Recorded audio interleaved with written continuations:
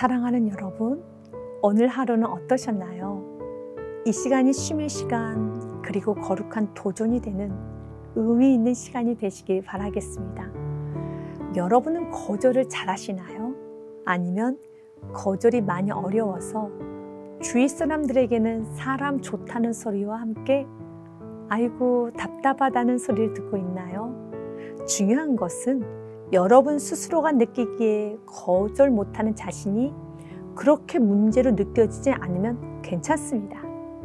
주위 사람들이 답답해하는 것이지 나 자신은 아무렇지도 않다 생각을 하면 괜찮지만 거절하지 못하는 것 때문에 마음으로 입으로 불평을 하며 은연중에 주위 사람들에게 내가 도와준 그 사람은 참 예의가 없고 이기적이며 욕심스러운 사람으로 여겨지게 만들어서는 안 됩니다.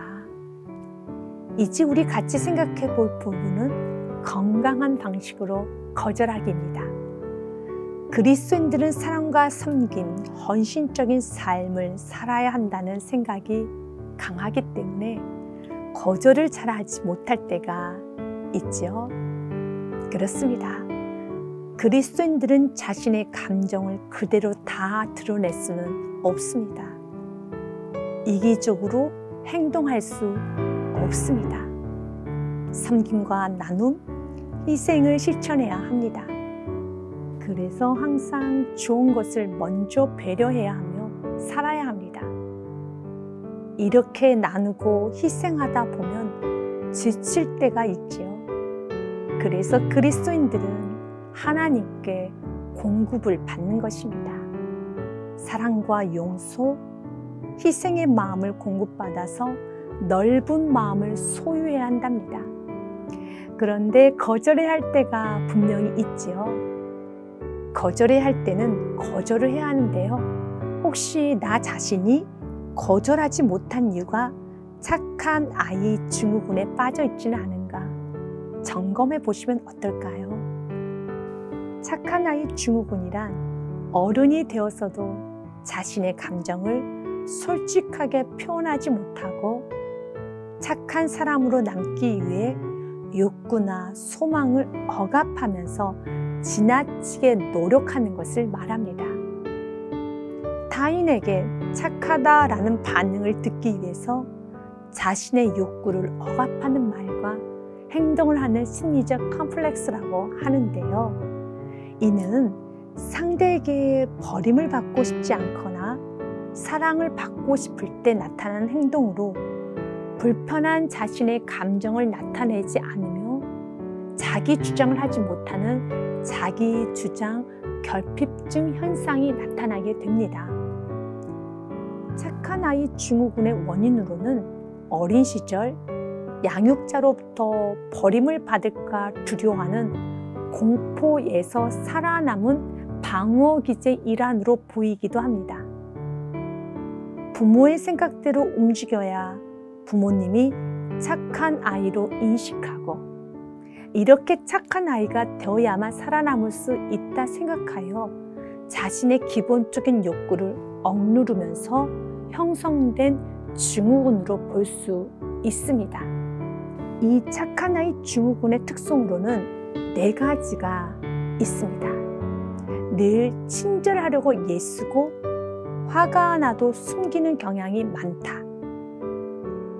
2번째, 부탁을 거절하지 못하고 싫다는 표현을 잘하지 못한다.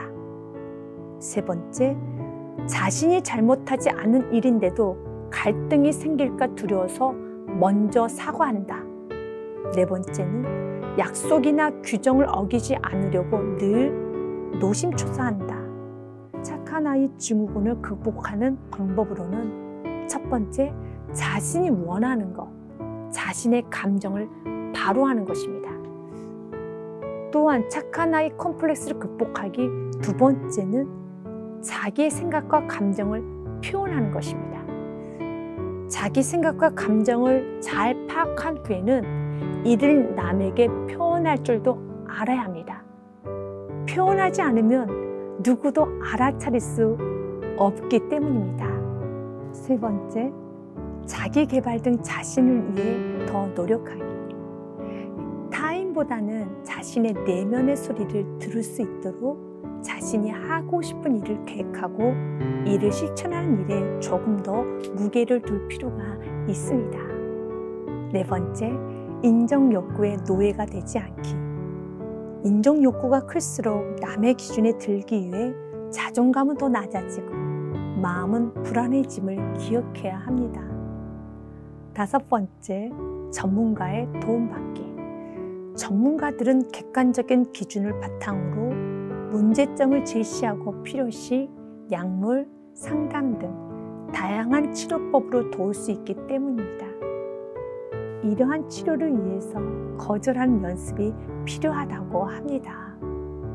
착한 아이 컴플렉스를 가진 사람들의 대부분은 자신의 감정을 숨기는 경우가 많다고 합니다.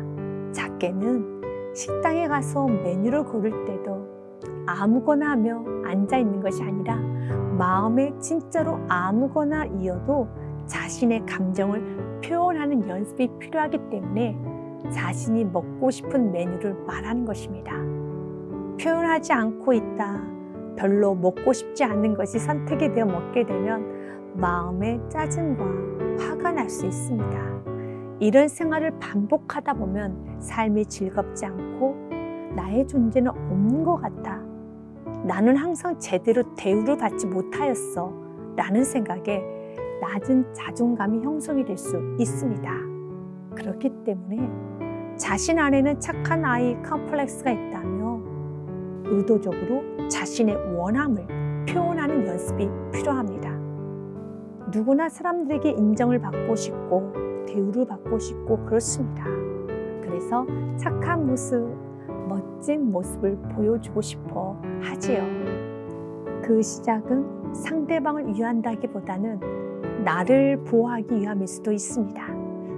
멋진 부모가 되어 자녀들에게 인정을 받고 근사한 남편, 아내가 되어 결혼 생활이 원만함을 보여주고 싶어 하고 성공한 모습이 보여져서 자신의 인생이 괜찮은 인생이었음을 보여주고 싶고 믿음 좋은 성도의 모습, 이렇게 우리 자신이 성공하고 멋지고 근사한 모습을 보여주고 싶어 하는데요. 좋습니다. 하지만 어느 순간에 사람에게 매여서 사람의 눈치만 보다 피곤한 인생으로 전락이 될 수도 있답니다. 그리스도인들은 분명 섬김의 삶을 살아야 합니다. 섬김의 모습이 어떤 누군가의 눈에는 눈치 보는 사람으로 보일 수도 있습니다. 잘 보이려고 애쓴 사람으로 보이기도 하고 자신의 주장도 없는 유약한 사람으로 보이기도 하겠죠. 그리고 우리의 마음 그대로 그리스도인으로서 섬김의 삶을 참 잘 실천하는구나, 참 좋은 모습이다 여겨주는 사람도 있을 것입니다. 겉모습으로 사람을 판단할 수는 없지만 중요한 부분은 내면의 내적 동기입니다. 죄와 실패로 인한 상처, 불신앙으로 인한 근심, 두려움으로 인하여 내가 더 많이 섬기고 웃고 있다라면 지칠 수 있습니다. 하나님은 우리가 세상에서 많은 긴장을 하지 않기 원합니다. 긴장이 아닌 믿음으로 살기를 원하십니다. 그리스도인으로서 더 많이 사랑하고 섬기고 양보도 하며 살기 원합니다. 이렇게 살기 위해서는 우리의 내면은 더욱더 단단해져 있어야 합니다. 세상에서 더 많이 사랑하고 인정받아야 하는 존재가 아니라 하나님께서 사랑하시고 인정하신 존재로서 완전한 사랑, 완전한 인정을 받은 나라는 것을 분명하게 또 인식하고 사랑을 나누고 실천하고 섬겨야 합니다. 착한 아이 증후군의 모습이 아닌 그리스도인은 진짜 착한 사람들이니 섬기고 양보하고 희생해야 하지요. 주님의 이름으로 여러분을 마음껏 축복합니다. 기도하겠습니다.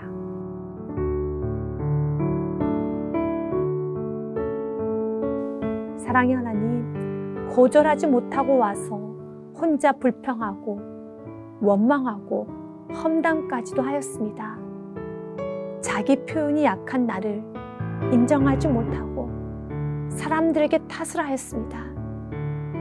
죄로 인한 상처, 실패로 인한 상처, 환경적인 문제로 인하여 나의 이야기, 나의 감정을 표현하지 못하였습니다.